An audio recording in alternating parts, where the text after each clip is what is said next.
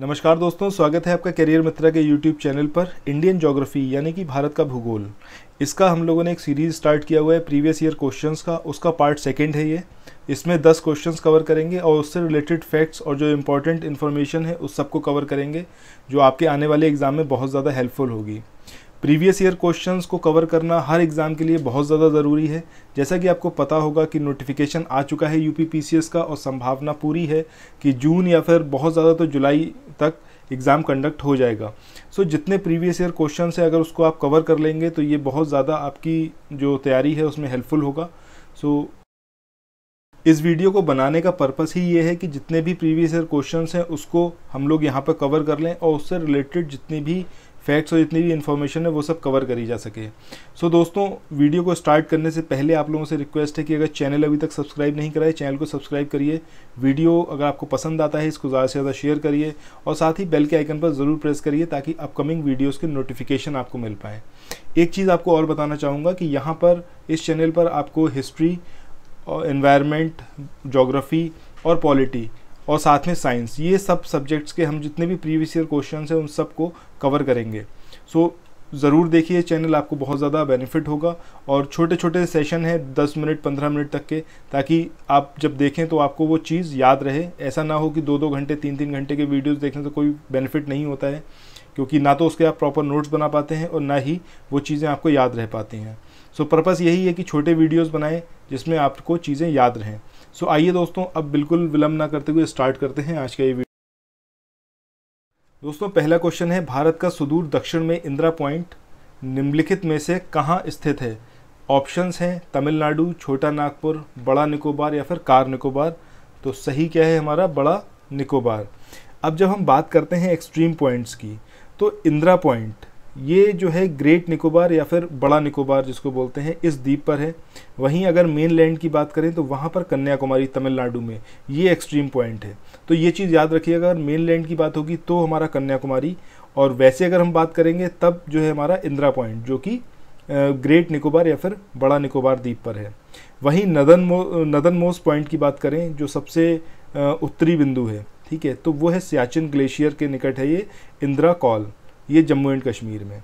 उसके अलावा जब वेस्टर्न मोस्ट पॉइंट की बात करें, मतलब पश्चिम में सबसे दूर, तो ये है गौर मोता या फिर गुहार मोती, जो कि गुजरात में है। और वहीं अगर ईस्टर्न मोस्ट या फिर सबसे दूर का जो पूर्वी बिंदु है उसकी बात करें तो वो कौन सा है? किब्यूथू है, ये हमारा अरुणाचल प्रदेश में, ठीक है। और यहीं से ही जो लोहित रिवर है वो इंडिया में एंटर करती है। सो ये चीज़ याद रखिएगा कि जो ईस्टर्न मोस्ट पॉइंट है वो कौन सा है? किबिदू, और यहाँ से जो लोहित रिवर है वो इंडिया में एंटर करती है।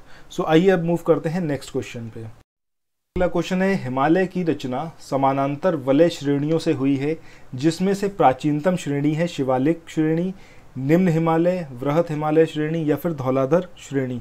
तो सही आंसर क्या है इसका? वृहत हिमालय श्रेणी। जब हम वलय की बात करते हैं, मतलब फोल्ड्स की बात करते हैं, तो वलय की जो तीव्रता है और जो निर्माण की आयु है उसके आधार पर हिमालय को 4 समानांतर संरचनात्मक क्षेत्रों में बांटा गया है। इसमें ट्रांस हिमालय जो तिब्बत के क्षेत्र में आता है, इसके अलावा वृहत हिमालय या फिर ग्रेट जो हिमालयाज़ है, महान हिमालय वो, इसके अलावा लघु हिमालय या फिर इसको मध्य हिमालय भी बोलते हैं, और वहीं सबसे जो आखिरी है वो उप हिमालय या बाहा हिमालय, जिसको हम शिवालिक श्रेणीज बोलते हैं। तो इसके बाद हम बात करें, इस जो ऑप्शन में दिया हुआ है वृहत हिमालय, ये सबसे प्राचीनतम श्रेणी है। और ये कौन से युग में थी उसकी बात करें तो ओलिगोसीन युग, ये करीब 25 से 40 मिलियन ईयर्स पहले का है ये। और इसके बाद आता है लघु हिमालय, ये मायोसीन, ये करीब 14 मिलियन ईयर्स एगो की बात है ये, तब ये इसका निर्माण हुआ था। वहीं शिवालिक की बात करें तो सबसे नवीनतम है ये। तो ये क्वेश्चन भी आ सकता है कि सबसे नवीनतम श्रेणी कौन सी है, तो वो कौन सी होगी? शिवालिक। और ये आता है हमारा प्लायोसीन में, जो प्लायोसीन युग था 5 से 1.7 मिलियन ईयर्स एगो, ठीक है। इसके अलावा हिमालय की सभी श्रेणियों का उत्थान जो हुआ था, इनका जो अपलिफ्टमेंट हुआ था, ये टर्चरी काल में हुआ था। क्योंकि ये भी पूछा जा सकता है कि काल के बारे में पूछ सकते हैं या फिर आपसे युग के बारे में पूछ सकते हैं कि कौन सा किस युग में आया। तो यहाँ पर आपको ये चीज़ याद रखनी होगी कि जब हम बात करेंगे वृहत हिमालय या फिर जो ग्रेट हिमालयाज़ हैं, महान हिमालय हैं, तो ये आया था ओलिगोसीन में। इसके बाद जो लघु हिमालय है ये मायोसीन में, उसके बाद जो शिवालिक श्रेणी है ये सबसे नवीन है, और ये कौन से हैं, प्लायोसीन। और ये तीनों ही युग जो थे ये किसके अंदर आते हैं, टर्चरी काल के। तो ये सारी चीज़ें आपको यहाँ पर याद रखना बहुत ज़रूरी है। सो आइए मूव करते हैं अब नेक्स्ट क्वेश्चन पे। अगला क्वेश्चन है, निम्नलिखित में से कौन एक कर्नाटक, केरल एवं तमिलनाडु राज्यों के मिलन स्थल पर स्थित है? अनामलाई पहाड़ियाँ, पालनी पहाड़ियाँ, नंदी पहाड़ियाँ या फिर नीलगिरी पहाड़ियाँ? तो सही आंसर क्या है इसका, नीलगिरी हिल्स। ये कर्नाटक, केरल और तमिलनाडु राज्यों के मिलन स्थल पर, मतलब जो इनका मीटिंग पॉइंट है वहाँ पर कौन सी पहाड़ियाँ हैं, वो है नीलगिरी हिल्स। बात करें नीलगिरी पहाड़ियों की तो भारत के दक्षिण भाग में स्थित ये एक पर्वतमाला है, और यह पर्वतमाला पश्चिमी घाट श्रृंखला का हिस्सा है। तो वेस्टर्न घाट्स जो हैं उसी का ही एक पार्ट है, और ये जो है कर्नाटक, केरल और तमिलनाडु राज्यों के मिलन स्थल पर स्थित है। तो ये वाला क्वेश्चन कई बार पूछा हुआ क्वेश्चन है, इसीलिए मैंने यहाँ पर आपको बताई ये चीज़। और इसके अलावा बात करें नीलगिरी की जो सर्वोच्च शिखर है वो कौन सी है, दोदा बेटा। इसको याद रखिएगा, दोदा बेटा ये करीब 2637 मीटर ऊंची हाइट है इसकी, दोदा बेटा की, और ये नीलगिरी का सर्वोच्च शिखर है। अगर आपसे ये पूछा जाएगा कि दक्षिण भारत का सर्वोच्च शिखर कौन सा है, तो वो कौन सा होगा, अनाईमुडी, क्योंकि अनाईमुडी की हाइट जो है वो कितनी है, 2695 मीटर, 2695। तो ये इसमें कंफ्यूज नहीं होना है कि दक्षिण भारत का पूछेगा तब अनाईमुडी होगा, अगर वो स्पेसिफिकली नीलगिरी के बारे में पूछता है तब नीलगिरी का कौन सा होगा, दोदा बेटा सर्वोच्च शिखर, ठीक है। और अगर हम बात करें अनाईमुडी जो है वो कहाँ पर आता है, ये अनामलाई पहाड़ियाँ जो हैं इसमें स्थित है, मतलब इसका जो सबसे ऊंचे है वो कौन सी है, अनाईमुडी 2695 मीटर की। सो आइए अब मूव करते हैं नेक्स्ट क्वेश्चन पे। दोस्तों अगला क्वेश्चन है, कर्क रेखा किस राज्य से होकर गुजरती है? उड़ीसा, उत्तर प्रदेश, झारखंड या फिर आंध्र प्रदेश? तो सही आंसर क्या है इसका, झारखंड। जब हम बात करें कर्क रेखा की तो ये भारत के लगभग बीचों बीच से होकर गुजरती है, और इस रेखा पर जो राज्य पड़ते हैं उसमें जो है गुजरात, राजस्थान, मध्य प्रदेश, छत्तीसगढ़, झारखंड, पश्चिम बंगाल, त्रिपुरा और मिजोरम है, ठीक है। टोटल कितने हैं ये, 8 ऐसे राज्य हैं जो इस रेखा पर पड़ते हैं। तो इनका क्रम भी आपको याद रखना होगा, और ये कौन कौन से स्टेट हैं ये भी आपको याद रखना पड़ेगा, ठीक है। तो मैंने आपको क्रम में ही बताया है कि सबसे पहले गुजरात, फिर राजस्थान, फिर मध्य प्रदेश, छत्तीसगढ़, फिर झारखंड, फिर पश्चिम बंगाल, फिर त्रिपुरा और फिर मिज़ोरम। तो ये यहाँ पर ये चीज़ जो है आपको याद रखनी पड़ेगी कि कौन सा स्टेट, पूछा जा सकता है कि कौन से स्टेट में है, कौन से स्टेट में नहीं है, और सीक्वेंस भी पूछा जा सकता है। तो ये सब चीज़ें याद रखनी है। टोटल 8 स्टेट हैं जहाँ से कर्क रेखा या फिर लाइन ऑफ कैंसर गुजरती है। तो आइए अब मूव करते हैं नेक्स्ट क्वेश्चन पे। दोस्तों अगला क्वेश्चन है, निम्नलिखित जनजातियों में से कौन सी केरल में पाई जाती है? चेंचू, लेपचा, डफला या फिर डाफर? तो सही आंसर क्या है इसका, चेंचू। ये जनजाति जो है केरल में पाई जाती है। अब अगर इस जनजाति की बात करें तो ये फिर दक्षिण भारत की सबसे बड़ी जनजाति है। मेनली आंध्र प्रदेश और तेलंगाना के नल्ला मलाई जो पहाड़ियाँ हैं, जो एरिया है, वहाँ पर ये पाया जाता है, लेकिन केरल के भी कुछ भागों में ये जनजाति पाई जाती है। ये लोग जो लोमड़ी होती है, फॉक्स, उसको पालने का काम करते थे, क्योंकि ये इनका ऐसा मानना था कि लोमड़ी जो है ये कुछ इसका डेस्टिनी से, मतलब भाग्य से, अच्छे भाग्य के लिए जो है उसको लोमड़ी को पालना, ये एक ऐसा कुछ प्रचलन था इनके यहाँ, ठीक है। लेकिन जब 1972 में Indian wild life protection act आया तो उसमें ये चीज़ बोली गई कि भाई लोमड़ी को ना तो आप पाल सकते हैं, ना ही आपको उसका शिकार कर सकते हैं। अगर ऐसा आप करेंगे तो इसका मतलब है कि आप कोई क्राइम कर रहे हैं और आपको उसकी प्रॉपर जो है सज़ा दी जाएगी। तो उसके बाद से ये चीज़ वहाँ पर कम हो गई है। वहीं जब हम लेपचा जनजाति की बात करें तो ये सिक्किम की है, और ये लोग एक एनुअल फेस्टिवल होता है तेंगदोंग, तो उसको ये लोग मनाते हैं जुलाई अगस्त में, ठीक है। और इस त्यौहार को मनाने के पीछे एक ऐसा थॉट है कि उस टाइम पर बारिश बहुत ज़्यादा हो रही होगी, तो मतलब पूरा इनके जो पूर्वज थे वो बारिश से बचने के लिए एक तेंगदोंग पहाड़ या पर्वत के नीचे जो थे वहाँ पर इन लोगों ने शरण ले ली, तो ये बच गए। तो इसी उपलक्ष्य में ये लोग हर बार जुलाई से अगस्त के बीच में जो है ये फेस्टिवल वहाँ पर मनाते हैं। वहीं डफला जनजाति की बात करें तो डफला जनजाति जो है अरुणाचल प्रदेश की है और असम के कुछ भागों में ये लोग रहते हैं।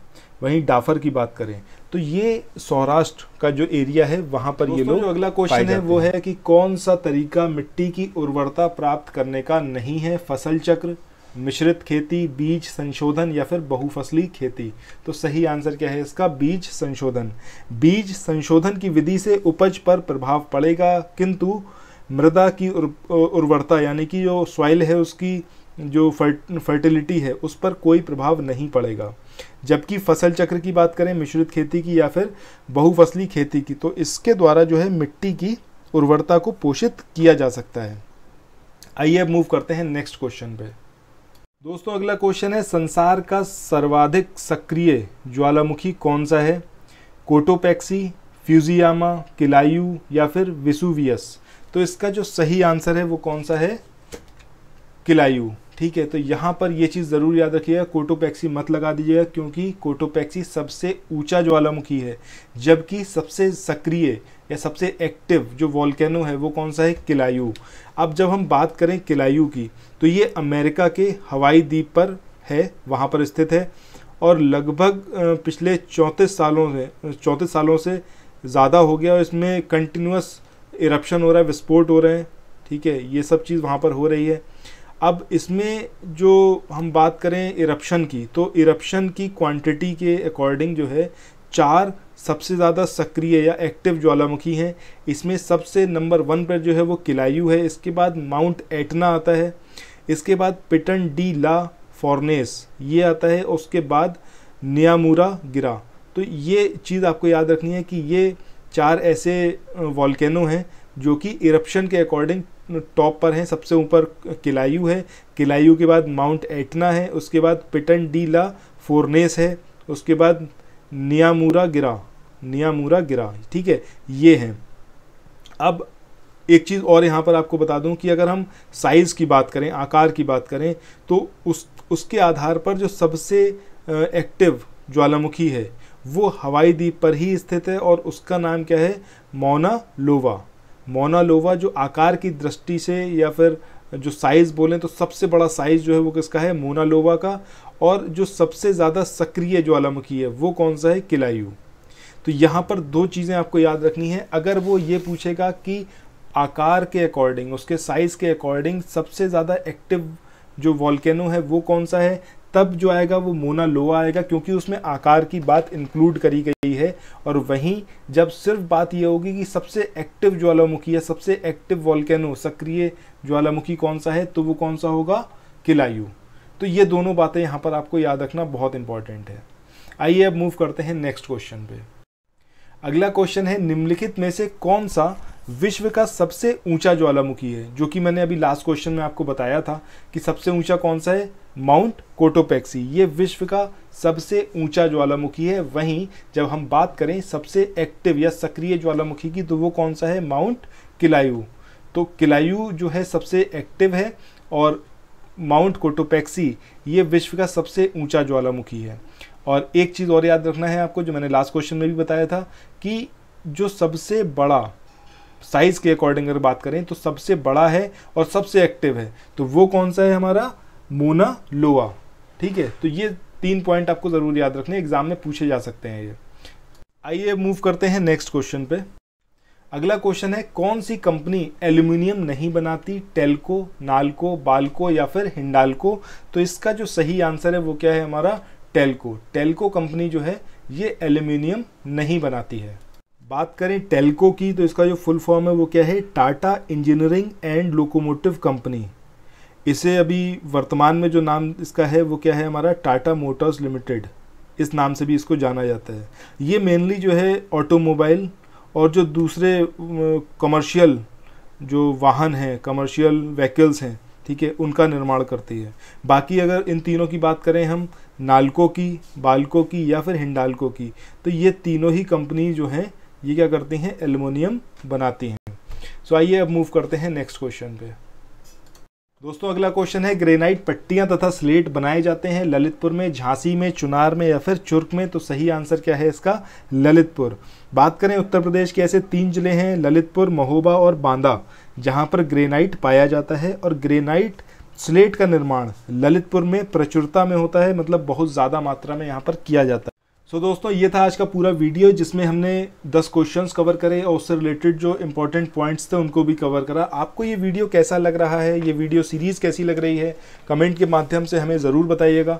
और अगर आपको पसंद आ रहा है हमारा ये इनिशिएटिव तो ज़्यादा से ज़्यादा इसको शेयर करिए, वीडियो को, चैनल को सब्सक्राइब करिए, साथ ही बेल के आइकन पर ज़रूर प्रेस करिए ताकि अपकमिंग वीडियोज़ के नोटिफिकेशन आपको मिल पाएँ। और आपको जैसा भी वीडियो लग रहा है अपना फीडबैक ज़रूर दीजिए कमेंट के माध्यम से। तो दोस्तों फिर मिलते हैं एक नेक्स्ट वीडियो में। Till then thank you so much, have a nice day, bye bye.